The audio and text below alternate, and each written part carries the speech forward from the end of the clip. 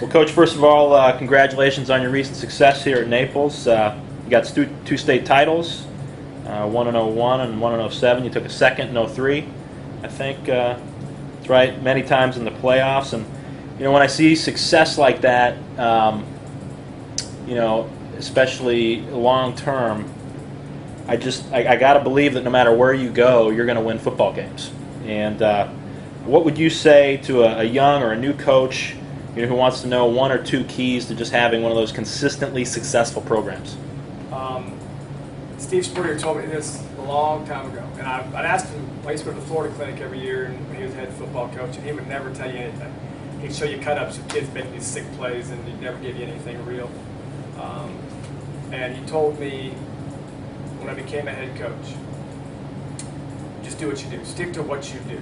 And I see a lot of guys that want to make major changes. I think the first key there is knowing exactly what you're about, and the second thing is having a plan that's workable and that is what you do. So at Naples High, our focus has been the relationships that we have with kids, using football as a tool to develop young men who can close the gap between their potential and their reality. Young men that are going to be great husbands and great fathers. Now, it's tough because everyone's going to judge you by your wins and losses and by the scoreboard. But we don't do that. Now, we're hyper-competitive men, and it's a battle every day. But our focus has been and will continue to be our process, and recognizing that our relationships with our Creator and with each other are much more important than whatever the scoreboard or the media or the fans think. Excellent. Excellent. Now, on the flip side of that, what are some of the mistakes that you've maybe made in the past that if you could tell a coach, avoid these? I know we all learn from our mistakes, and there's some of the things you'd never take back. But what are some maybe that you'd tell a young coach, man, avoid these at all costs because I think there's in my case there's two pretty common mistakes. One is I'll let the rudiments go. I will. And I mean of my own personal life. I need to get up every morning and get in the Bible and get in prayer. I need to do that. And when I get tired or extremely busy, I may put it off for a day or two. There's no doubt that I'm going to have. This is for me. I'm not a spiritual guru, and this might not be for you. But it goes back to doing what you do. And if I'm going to say that I'm about the things that I'm about, then I have to behave that way. So taking care of my personal growth. My personal time with my Creator every day, that's huge. And when I don't do that, that's a problem. And then the other two things which are pretty common, one is knowing when to, never letting a 15 or 16-year-old kid, regardless of how athletic he is, dictate the program to you. Recognizing that we're going to win or lose with or without him. We always want to give guys hope and a chance to reconcile. But that doesn't mean they get to play football on Friday night. And so I think there's a tough balance there, and sometimes you may err either way of either cutting a kid loose too soon or not soon enough. So having very few rules, but being very consistent with how you enforce them and what the enforcement is, I think is huge. And then finally, you got to keep it simple. I think sometimes we get too complicated here, both on offense and defense. I think sometimes we will slow our players down because we're asking them to do too much, trying to either stop every play known to man on defense or trying to come up with a scheme week to week that's going to beat somebody. And we typically only do this, the less athletic that we are, the less ability that we have, the more we tend to have to overcoach. And it should really be the opposite.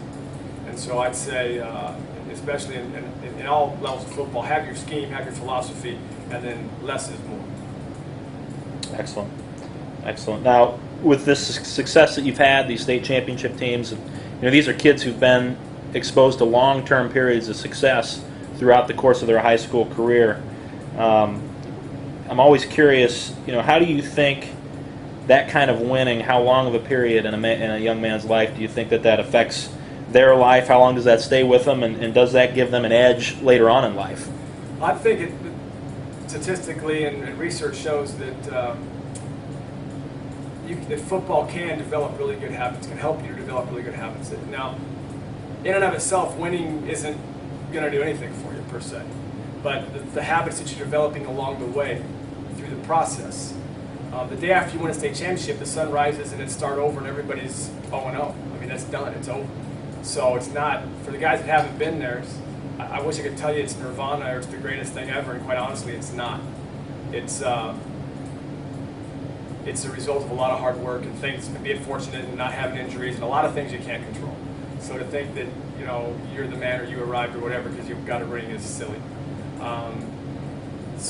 Again, so our goal here is how do we create habits in our players, study habits, work ethic, selflessness. How do we make those things habits? And I think that's what you'll take with you. Now, winning is important because it gives you credibility. If we're preaching what we preach and we go out and we're 3-7, you lose your credibility. So in that regard, I think success over the long period gives you credibility, and perhaps the program you're trying to implement will stick faster and maybe get you through some rough spots where kids might normally quit. Because you've had success over a long period of time, they'll hang in there with you. Excellent. How do you approach your youth football program here? And are they running your schemes? You know, how involved do you get in that? I'm if not at all? very involved. You know, Okay. we have a good relationship. We work all day Saturday, and so we can't watch them play. Very rarely can we, and they've been really successful. We have a tremendous relationship, and we're always open to their coaches to come to our practices, to our meetings, and they've done that many times, and to try to input our terminology and our systems and schemes. But as far as having a direct hand in it and they do what we do, that's just not the case here in Naples, Florida, and probably not many places in Florida. I know it's common in Georgia, Texas, some other places, but it's not common here. Okay. How would you describe your relationship with your athletes overall? I think we have an honest relationship and one of integrity. And integrity, the root word means wholeness. That means you're the same all the time. Our players are in my house, they know my family, and they get to see me on and off the field. And I think the toughest endeavor for any human is to be truly consistent over time. And so I work hard at that. Excellent. What do you do for postseason preparation, Coach? Is it different than the regular season? How does it affect your practice plan or your week plan? We divide the year up into 4 quarters. The first quarter begins the Monday after their season ends, and we're going to start training speed, strength, and agility on that day, and that'll last until spring football starts May 1st. That's the second quarter. Our third quarter is summer off-season training, and then the fourth quarter would be the regular season, and overtime is the playoffs. And our kids kind of think of it that way. And so we will lift more in the first quarter and run less. And then our spring football, the month of May, is really tough. The second quarter is tough because we're lifting 5 days a week and hitting 5 days a week. It's a tough regimen. And then the summer we'll still lift hard, but we'll have a little more time to work on our speed development. So that's it. And then we expect every player to play another sport. So sometimes there's logistics of getting all that done. But I think if you're creative, you can manipulate your schedule and make it happen. Okay. Now we have a lot of our viewers are from up north, and they don't have spring ball, and I think it's kind of foreign to quite a few of them. Could you give us just a real brief rundown of what your spring ball schedule is like as far as practices, games, and what you really try to accomplish during that period of time? Sure. Spring football in Florida, we're allowed 20 practices. The first 3 are non-contact, no pads, helmets only for conditioning and becoming acclimatized. So then we get 17 practices.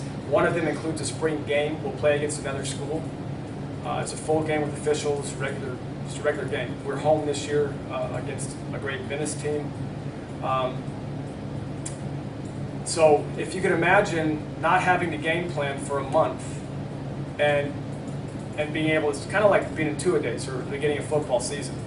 It's all fundamentals all the time. You can implement as much as you want in those 16 practices leading up to the game, plus the 3 conditioning practices. You can get a ton of work done, and we're very physical, contact every day. We'll bring officials in, and we'll have inter-squad scrimmages. I think the main reason why Florida signs so many kids to colleges as they do, because if you add up those, 4 weeks is almost half a football season. And if you add up, your freshman, sophomore, and junior year, you're talking about 12 weeks. We get an extra season of football. And even more than that, because in the regular season, you're preparing every week. And whereas in the spring, you're not preparing until maybe the very end. It's all basic, fundamental football. And I think that gives us a huge advantage. Excellent. Excellent. Well, we started talking here before the interview about just leadership, some of the things you work on with your players. I was impressed with some of the things you do with your players that go outside of football, just to develop them as future leaders, men, husbands, and fathers. Could you just give me a little bit of insight as to what you were giving me before about some of those maybe extracurricular things? In the off season, our coaches are going to have lunch with their position players once a week, and we'll go through a book series with them. Our offensive line may be doing something from John Maxwell. Our DBs are doing Do Hard Things. That's the book they're going through. The quarterbacks and running backs, Homer Rice's Lessons for Leaders. And every group does something different in terms of leadership. In addition, we'll do Habitat for Humanity with a group of kids. On Tuesdays, we go to the elementary school and read to kindergartners. We just want to be intentional year-round about developing young men who will stand in the gap and who will be positive leaders in their homes, in their own families, in their communities, be great husbands and great fathers. And that's not going to happen by accident. So we work on that year-round as well. Excellent.